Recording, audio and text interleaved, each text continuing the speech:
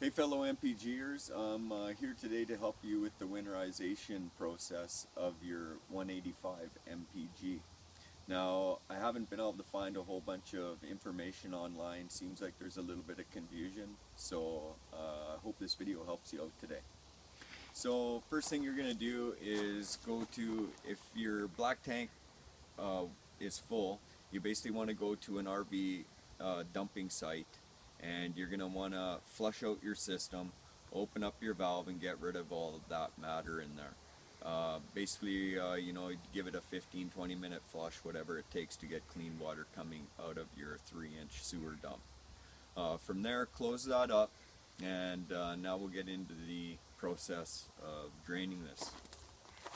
So if you come to the driver's side of your trailer, you're going to see at the lowest point here, you're going to see a valve down here, and basically you're going to open this up.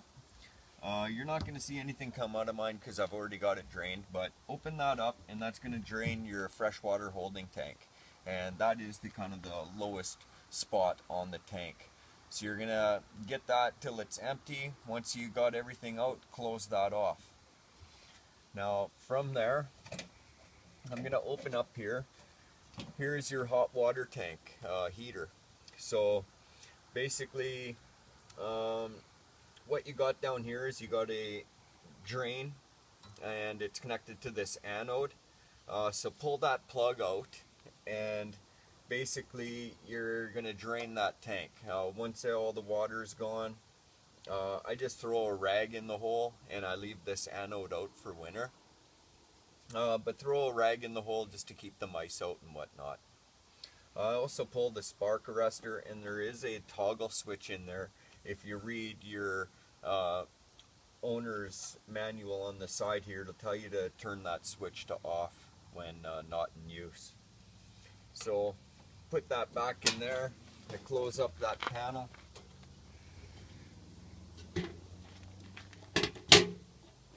And from there we come to the other side.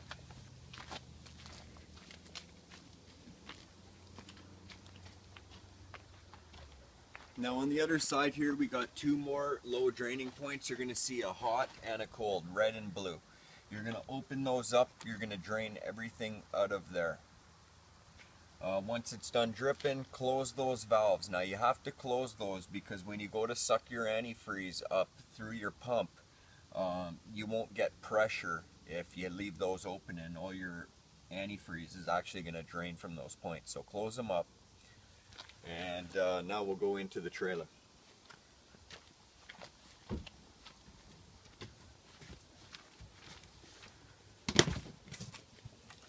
One thing I like to do before I start pressurizing the system with the RV antifreeze is I take and I drain all of my P-traps. Now you got one at the kitchen sink, basically up underneath there.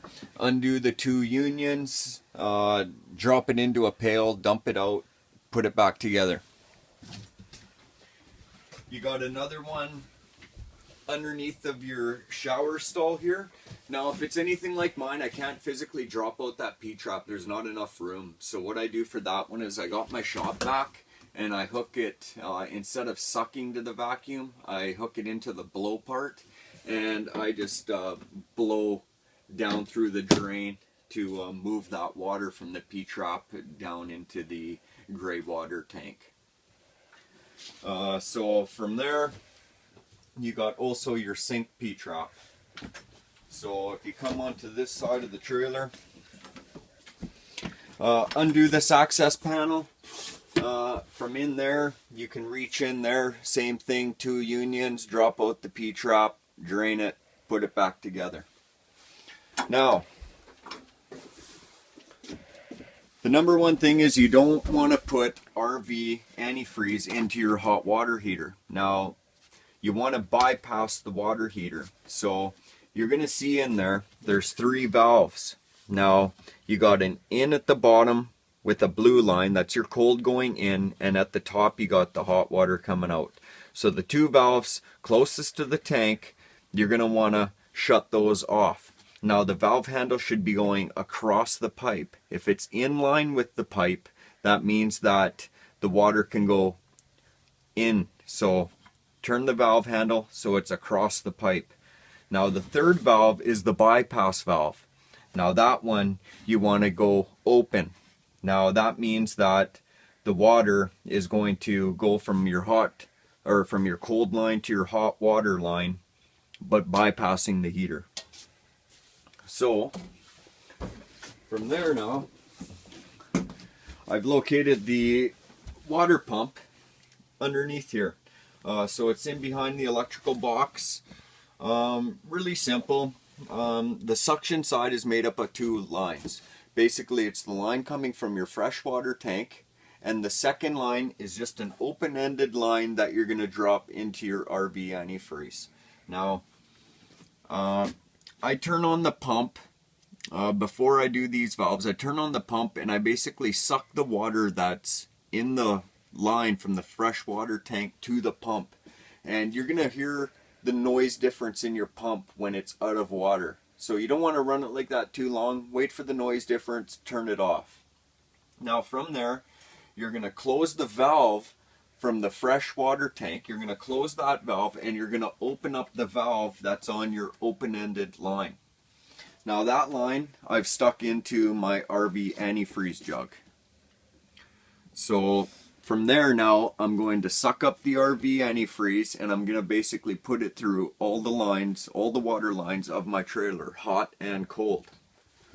So I'm going to head over here, I'm going to turn on my pump.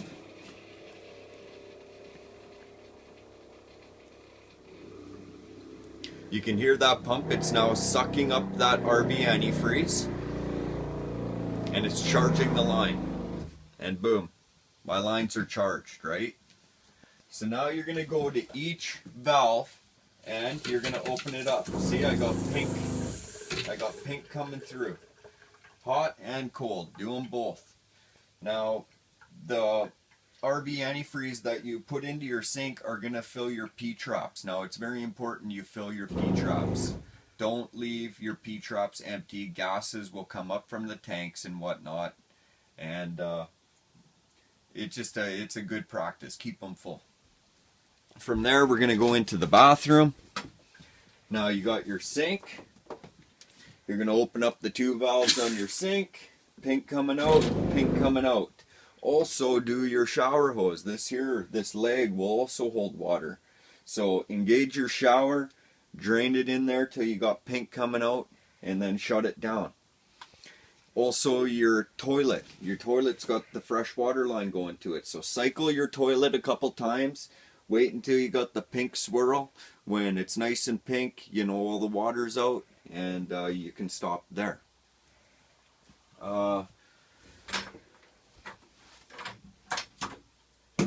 From there, I don't like to leave my lines charged with the pressure. So once I've got water, I've got antifreeze throughout everything, it's pink everywhere, I'm going to turn my pump off.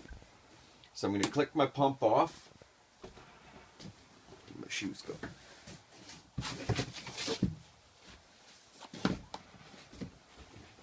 And now I'm going to head outside. And at those low water points again on the passenger side, I'm just going to bleed those low water points. And as you can see, it takes the pressure off of there. Lots of pink fluid. Open them both up. And basically once that pressure is gone, I just close them. And you're going to get some antifreeze coming out of there. Some of your lines are going to be a little bit dry, but it's not a big deal. I know that all the water's out because it's just pink coming out of there. So I hope that helps everybody. This is our first MPG and we're really happy with it. But like I say, we couldn't find a whole bunch of information on winterizing it properly. So I hope this helps you folks out. And happy camping, and we'll talk to you soon. Thanks.